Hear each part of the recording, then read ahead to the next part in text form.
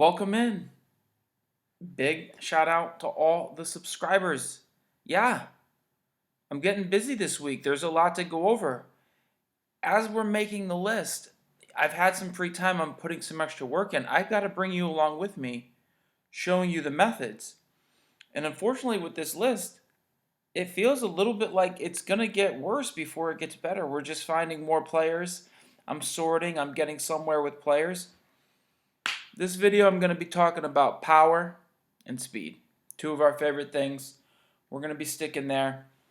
But I wanted to follow up after kind of clowning Flags Fly Forever last week about auction draft tips. I wanted to give some actual auction draft tips for when we're getting in the room and kind of just update from everything we learned last year into the important skills that we have for this season so that we're actually talking about getting better at auction drafting. And one of these, especially if it's a repeat league, it's the second league, it's the second season of the community listener league, and tendencies are known, and rivalries have been formed, and it's important to, in the auction, keep the target off your back. So my analogy here, last season it was the jungle cat. Maybe you have to figure out what your spirit animal for drafting is, because the mouse technique, the field mouse hunting for value cheese that waits and looks for value and then creeps out and grabs it, or waits, or the squirrel. You got the squirrel that keeps all his nuts, just keeping his money, and wants leverage because he's gonna hibernate and then come out at the end of the draft and like, look, I've got all the nuts. So there's different types of animals. Are you the young? You're like a young puma. It's just inexperienced and goes out and tries to take on a bison that's too much for it and gets, thrown off, where you get hung up and you overpaid and now you have to sit and wait for the rest of the draft. So there's different attitudes to the draft, and I guess the one I'm talking to you about is this safe but busy. And what you're doing in the middle here, it's you're staying busy so that it's not like I don't draft until I see my favorite player and now I'm bidding. Because that is like blood in the water to people that know your strategy. Oh, look, DailyJLee's bidding. It's time for me to go get a player, because you don't want to let me just get the guys I like. So a little bit of busy. He's bidding. I can't tell if he likes it or not. He's always bidding a little bit, but this is the part of safe. Don't get hung up. Don't get hung up. Don't play up there. Have your enough is enough. Have your I stayed on the bid and now I'm off. And you're affecting the room by how high you're willing to go up. I take a player up to 15. I'm off. Some kind of safe way that you're not getting too cute to get hung up, but it keeps the target off your back. And remember, just following up on what hanging someone up is, building up to a player, going a little over. I don't really need the player. I'd be happy with him there. But if I get off him, you overspent. The opponent overspent. This person who's been running you up is finally up a little bit too high. Leave them with one player if there are more players out there. So that was one thing. The other thing in terms of bidding, so Flags Fly Forever are talking about being stingy. No, I'm not doing that. I've got something different. Chunk bidding. So one of the things when I was practicing, running through the numbers in my head, how high I'm willing to go up, I don't care about the number 40 over the number 39. I don't care about 45, 30. Like, these are illusions. We've got decimal place illusions that matters. So get rid of that. Don't be stuck. They went to 40. I can't go any higher because 40 is the square number. It's the tens place moved. I can't go to 41. That is not a reason. It's just a spectrum. Don't care about the stopping points, but other people do. So sometimes a nice casual bid is going up, and to move the auction along, I might chunk bid. This guy's not going. I'll take him for 30. Type it in the auction, 30. watch the clicking go up. 40. It can help the draft. It can show that you're a chunk bidder. But what can happen when something's going slow? I know that I'm willing to go to 47 for a player. But other people, we're tinkering. We're in the 20s. We're in the low 30s. Bidding's slowing down. Mid 30, 36, 37. Maybe I chunk bid 40. Yes, I overpaid by $3 or $4. But if I can get this person to stop bidding, to deer in the headlights, sees a lion in the grass. Oh no, where are we going with this? That might be too high. You got to be ready to counter. You get chunk bid on. Don't freeze. Chunk overbid. That chunk bid, answer with a chunk bid. Whoa, that was crazy. What if someone chunks bid their last bid and you small chunk them further? A 40 comes up, 43. Now this person, whoa, they didn't want to be at 40. Maybe you stun them. Maybe you get them off there. So the idea of chunk bidding, the over chunk, the second chunk, I think these are important things going into your auctions this season. This is actual auction draft strategy. We're talking about power. I'm going to get into power at the end of this. We've got to have a serious conversation about how much power is really out there. But first, we're going to talk about speed again, because you know that there's nothing I've been loving more than speed. So I'm going to break it down slowly here. Because, yeah, I talked about speed, with the progression. I had to say, wait, I'm really aggressive on speed. And so here it is. I'm going to show you the ball.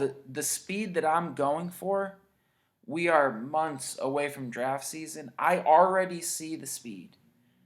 Baseball Savant, baseballsavant.com, leaderboards. It's buried in here. We go to leaderboards. Under StatCast leaderboards, there's a drop down. It says exit velocity in barrels. Click on it. Scroll down. There's running. And then there's sprint speed. Don't get past the dots. You got to scroll down further. Here is sprint speed in feet per second. So the reason I come here to draft my speed is guys can be clever. Guys can be leading off. They can be getting green lights. There's different ways for guys to steal in season.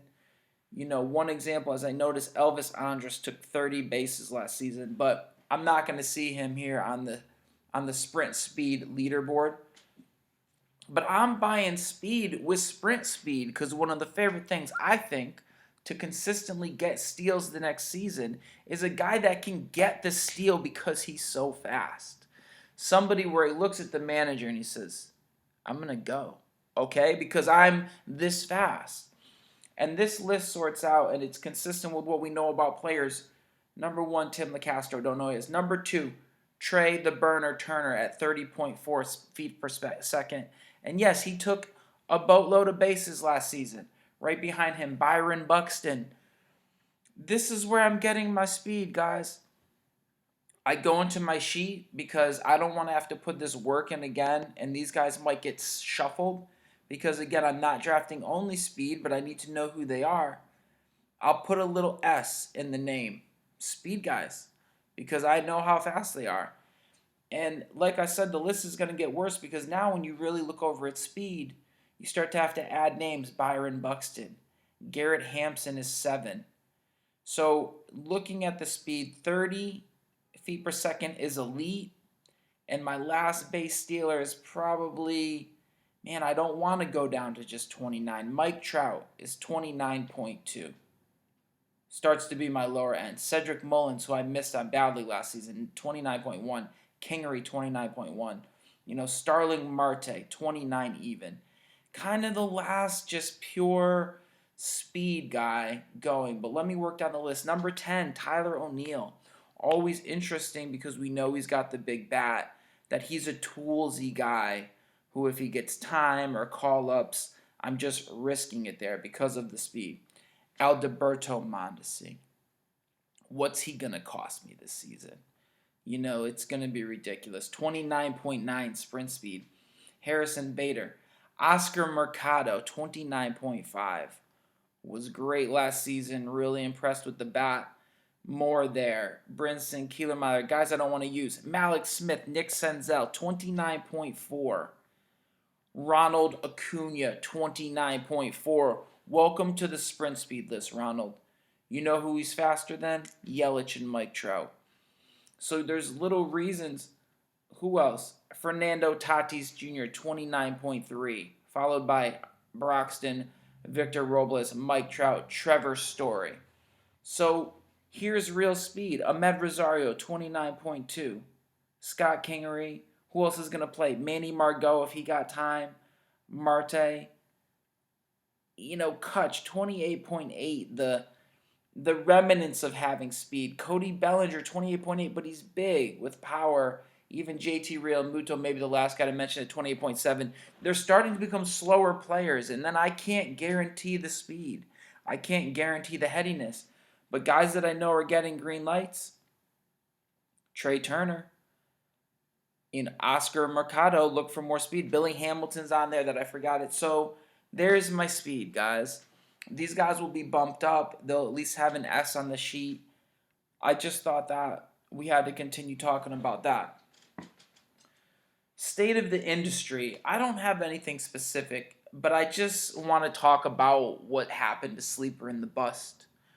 I really have to shout out Saris back in the day when he was on there with Paul Sporer, Sleeper in the Bust, a mainstay, because Eno was such a nerd and he broke down the science and he had his own theories, but Eno went behind the paywall at The Athletic. And Justin Mason is trying to fill the shoes with Sporer, and he can't.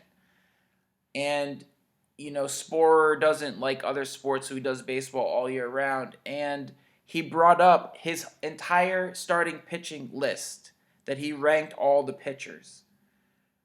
And I had a couple issues. One, he was working with Nick Pollock again, and after what happened with Nick and the pitching last season, I have a hard time buying into Nick this season, and so I'm not as excited there. And my main point was I know Sporer's doing pitching, and you could go look at pitching. I'm just not looking at pitching yet, but I don't want you to be fooled into thinking that I'm not good at pitching or that I don't want to take it to the next level in pitching. So I just want to tease it. I'm not going to talk about any of them. But I noticed inside the metrics between, xFIP, FIP, K rate, swinging strike rates, etc., the things that aren't being quantified for the pitcher are stuff like mound presence, the bend or the shape of the off speed, the ease of the release, which has to do with relatability, repeatability, bad misses, plate control, particular control with the ball. And so these things aren't perfectly captured in the numbers to really differentiate high end. But I'll just give you one example from last season. Trevor Bauer disappointed a little bit, and he does these outrageous workouts before the game. He's a max effort thrower. He has like a step back and a load. So there's so much effort going into it. Did that portend a little bit of wildness? He's always trying to tinker with his pitch mix, and he went too far. Of course, I'm back in on Bauer, the little pitching nerd, but I can see why it went wrong. But then I jump over to a guy like Paddock, where he was just pounding the zone. The mound presence, he was intimidating. The velocity was natural. The mechanics were natural. Then you look like, man, that looked free and easy. You check the gun, it's at 96, 97. So some of these things you just have to see. After more research last year and finding out why Alex Reyes is so broken, I stumbled into the fact that Verlander has perfect mechanics. So little things like that, why to go back to Verlander in his twilight years versus some of these guys that are max effort. I just want to tease pitching. We will go into pitching, but it's not time for that yet. We got to talk about hitting. So I said his name Luis Robert last time, and I guess he might be being called Robert, Luis Robert. And I just wanted to touch on him again at the White Sox, that he's going to be up in the outfield, and I'm very high there. He tore up the minors. He did like 30-30 across 3 leagues, And kudos to the White Sox. They just signed him. He's on the opening day roster. So I just wanted to clear. I guess I should be calling him Robert as opposed to Robert. But okay. So as I was saying, things getting a little better before they get worse is finding more players, trying to sort out who I think is better and the next guy. And I'm going to drop one name to bring me to number 4. It might be some of my own bias, the number supported, but I have to think Cody Bellinger is probably my number 4 guy. And after going a little further, I'll mention these 5 outfielders to sort through. Soler, Juan Soto, Mookie Betts, Bryce Harper. I know, even with the down, even with the lack of contact, and George Springer getting a little older, that outfield bunch is significant. But I think this season we've got to look at a narrative issue that we have, and it comes at shortstop, where we get to choose between Bregman, Alberto Mondesi, Trey Turner, Tatis Jr., and probably Trevor Story. Those big 5. There are more shortstops after that, but I want to be in that big 5 of those guys. And we'll have to see how multi-position works out. Who's got second, who's got short. If any of these guys can bounce around, Breggs might have third. Can I have 2 of them? How do I want to sort through those guys? One of the narratives that we're going to be looking at this season for sure. Splits, I do care about handedness. Let me go back. So we kind of touched on last time that hard hit, 95 mile an hour plus on your StatCast leaderboards. There's a little more magic in there. So I'm at Baseball Savant. I'm at leaderboards. Under hard hit, there's 95 plus. If you click on that, you'll get a sort. I touched on this. I went down and I talked about the problems with Hosmer. There's a little more magic that can be found on this list. So yes, I want the hard hit, but I want the hard hit with the red barrels, with the high red number. I don't want, Med Rosario 3.2. That's not good. And I guess this is a good segue. If a guy has a lot of hard hit, he could increase his launch angle and break out. The launch angle revolution. That would be good. Otherwise, you're looking for a guy that has good launch angle, but isn't making good contact rates. It might be harder for him to suddenly start making contact. But the launch angle adjustment comes with maybe having a hitting coach or being able to adjust your swing. But again, Ahmed Rosario 3.2, that's really cold. Yuli Gurriel 3.1, really cold power. You go further down, what will happen as the hard hit number gets lower? You'll get more lower barrel rate guys, but suddenly you'll get a pop of red on the barrel rate. You'll see it'll be cold, cold, cold, cold as I swing down. All of a sudden, Dansby Swanson and Gleyber Torres pop out. Gleyber with the 7.1. If Gleyber moves his barrel rate to an 8.1 and keeps all that hard hit, breakout time. And then it goes ice cold. It goes cold. Votto, cold. Jose Ramirez went cold. Sad. Corey Seager, cold. J.D. Davis pops red. Interesting. Max Muncy pops red. Cold, cold, cold, cold. Howie Kendrick, Aaron Judge, super red. Some of that is the injury proneness. So this is how you want to scroll to see some guys that might break out. Nomar Mazara, 7.5, getting a little better. Can he give me the 8? Miguel Sano, 10.7. If he can put together the games, there's going to be a lot of home runs. Jorge Alfaro as a catcher, keep going down. Domingo Santana, just looking for some of these pops. Gary Sanchez, I guess Mitch Garver really got better. Any more low pops? Wilson Contreras, Yordan Alvarez pops. Tatis Jr., Keston Harris. So all these guys higher on the hard hit list with a red barrel rate. That list can be scrolled to show you breakout guys. That has worked predictively historically. You'll see a lot of the next year's breakouts are the red pops when you sort that 95 mile per hour plus.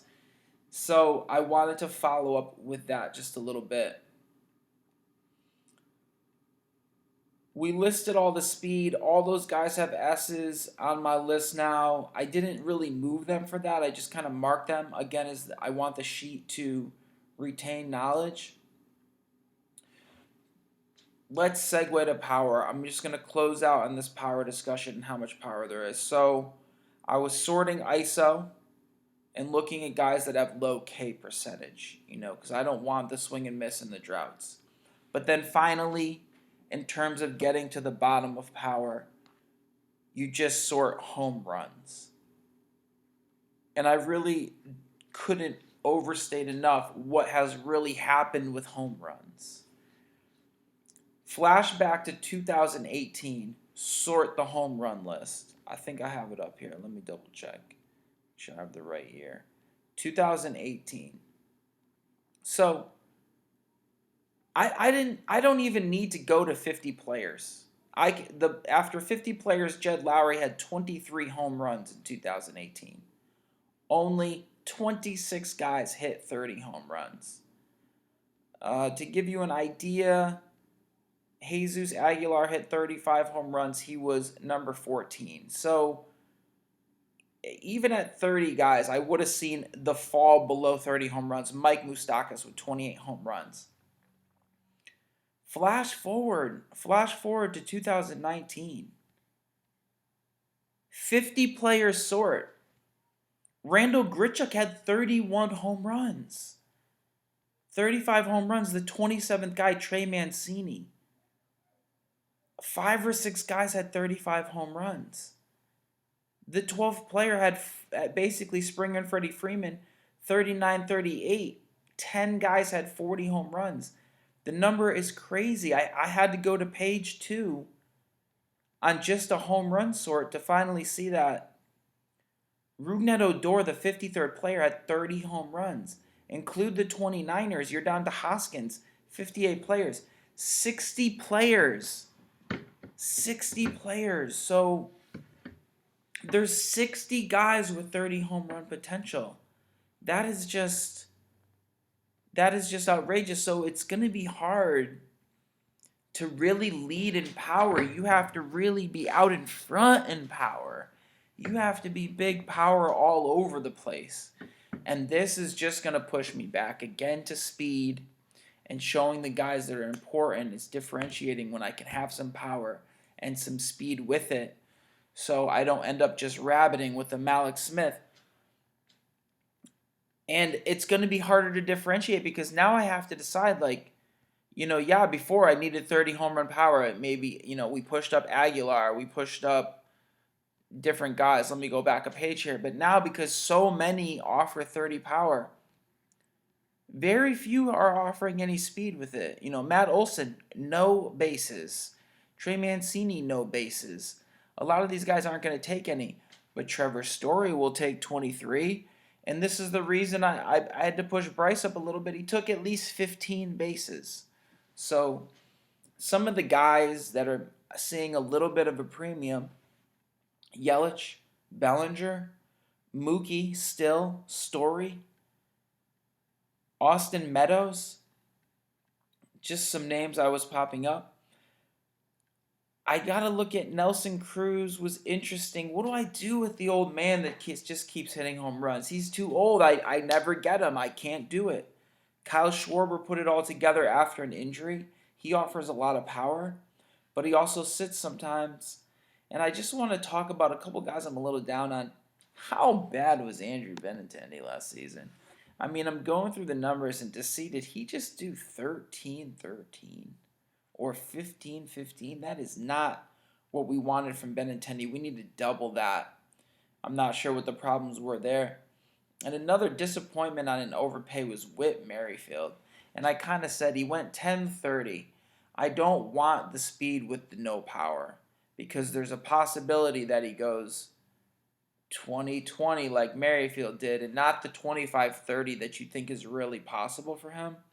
So just adding in a couple of those things, getting around what we deal with power, looking at the hard hit number, and trying to sort through these high-end players, it's going to kind of come down to, do we want track record? Do we want upside? Or do I have to go to the savant and get a little more nuanced? Putting in the work this week. Big shout out to all the subscribers. Holler at you.